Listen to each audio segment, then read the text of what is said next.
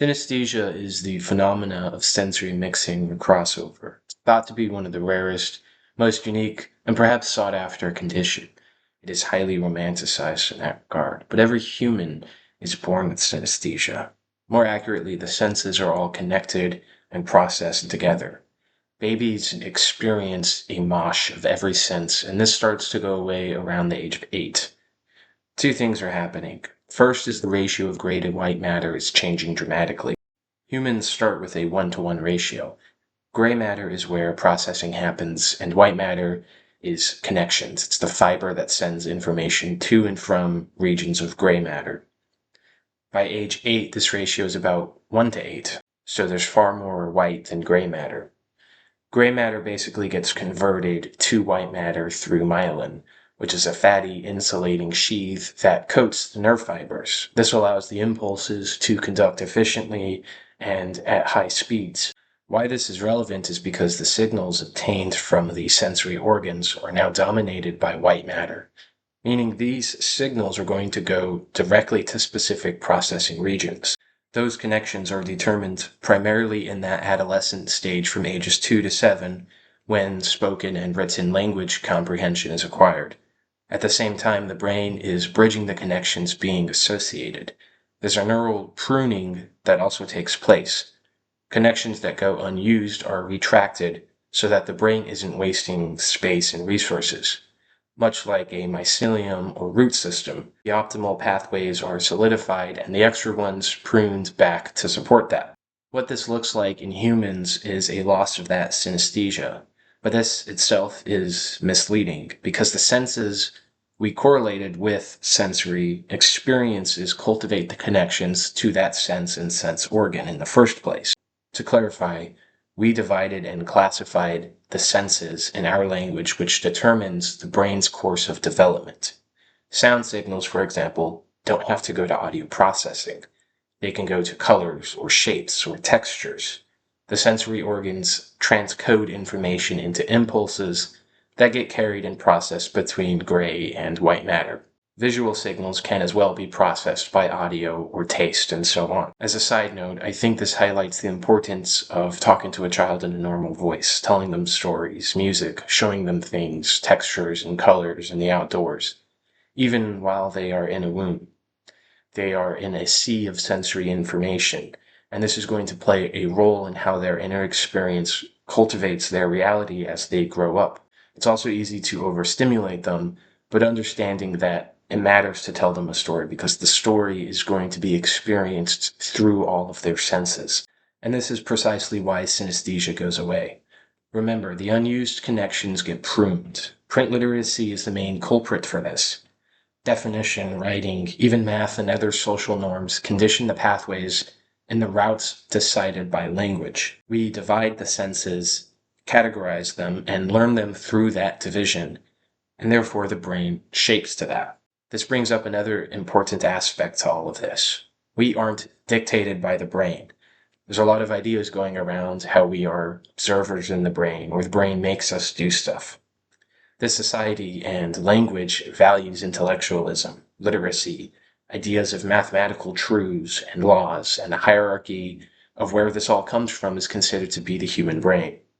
It's almost an object of worship, and it's to the point that people generally dissociate from their brain. The brain is its own entity, controlling you, and the most valued object in the world is the brain. Although this is largely about the brain, my hopes with this is to demystify the brain, reveal its secrets so we can move on and stop the obsession and exceptionalism we've hallucinated into modernity with it.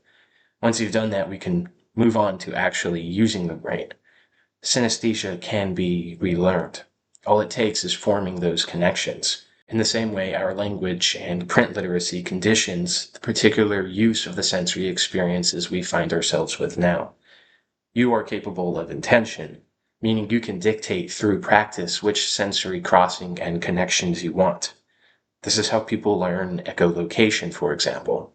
They train sound signals to be processed in spatial awareness and even visual signals. Your organs pick up signals. Those signals can be trained and the brain cultivated to send and process however you want. But synesthesia is only the tip of the iceberg. It's the entry-level sensory phenomena. In fact, non-literate cultures, whether modern or before the invention and widespread teaching of print and writing, maintains that synesthesia in through adulthood. Children are born animists. They conceive that everything is endowed with life and intention, and they believe that changing the name of something alters its properties.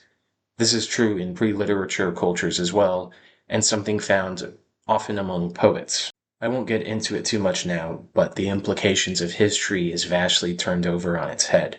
Because the people you study in history didn't have the same associations with the senses that we have come to condition.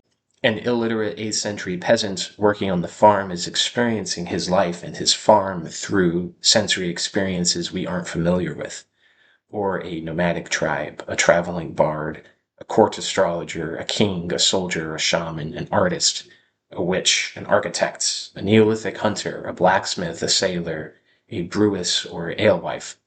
Now it is easy to imagine the folk legend, the mythology, the miracles, the connections to land, animals, stories, to the weather, the sun, the moon and stars, and music and microbes. But that is a conversation for another time, so we return to the present topic.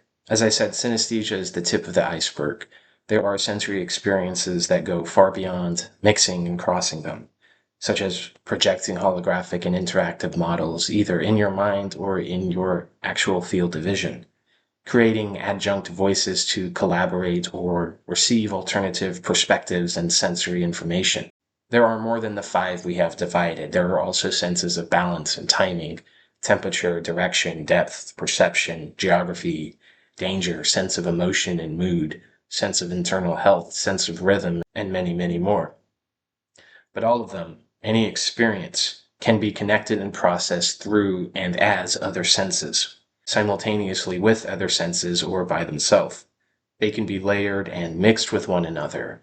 The more connections are used, the stronger they become and the more vivid the experiences. Still, this is fairly surface level cultivation and use of the brain once you stop being limited by a false conditioning of what the brain is and does. Things start to get more interesting when we move away from the brain altogether. Every single organ you have is capable of all of the same sensory experiences, either in feeling them or sending them to and from each other. The spine also contains gray and white matter and connects to nearly every organ through the peripheral nervous system, which is a branch of nerve fibers. There's that. But even without the central nervous system, the organs are capable of sensory experiences. All organs, and this includes the brain, were once organisms. Even down to the cell, the organelles were once different organisms. Through hybridization, sometimes parasitism, the organisms composite and integrate into organs. But as an organism, of course they were capable of sensory experience. And even if many of these functions are vestigial, they become vital for being able to connect and communicate with the other organs and ultimately a central nervous system. If you don't believe me, go take a look at a jellyfish or a tree or a fungus. They don't have brains yet are capable of processing and interacting to and with signals that naturally are flowing through the world, and equally being able to send them out. Hence why the brain doesn't need to be emphasized. We happen to have one, and it is capable of remarkable feats, but we waste that potential because we are too busy trying to convert it back to its own entity and leaving the rest of the body behind. I don't particularly care for the philosophical questions of what is a self and what is real. You are you, and all the things in you are also you, even if they also aren't. People can exhibit personality traits of an organ transfer from the donor. Ancient people would drink blood or wear the skin of an animal to be imbued with its weapons and skills. You are you, and you are also in flux. In the common tongue, we will say things like, trust your guts, follow your heart, feel it in your bones. But you can do more than that. You can taste in your bones, see with your heart, hear with your guts, orient with your liver, balance with your kidneys, taste with your skin, learn through your lungs, osmosis of knowledge through your skin. All the organs were once organisms, and so we have a collection of abilities inherent in them that are part of us. Even the nervous system, there is buried deep and dormant messages and codes and symbols an archaic cipher full of stored information in a language that does not use words, but the entirety of the sensory body down to the cell. You have to feel the waltz. There are experiences when the whole world comes to life and starts dancing. Fantasia moments, like in the movie when the brooms all started dancing. Reality and the shadows of reality peel off like a sticker, and everything starts to waltz. That is the sort of world the senses can open you up to. The perception of magic and animism, miracle and fantasia, and sensing the dreams that other things dream, like the stars dancing in the sky or when the brooms want to waltz. If all of this is proving too complicated or too much to process right now, amidst our hyper-intellectualized society and overemphasis on literacy, just remember this simple instruction. Feel the word. Feel the word. Feel the word. Feel the word. Thanks for watching.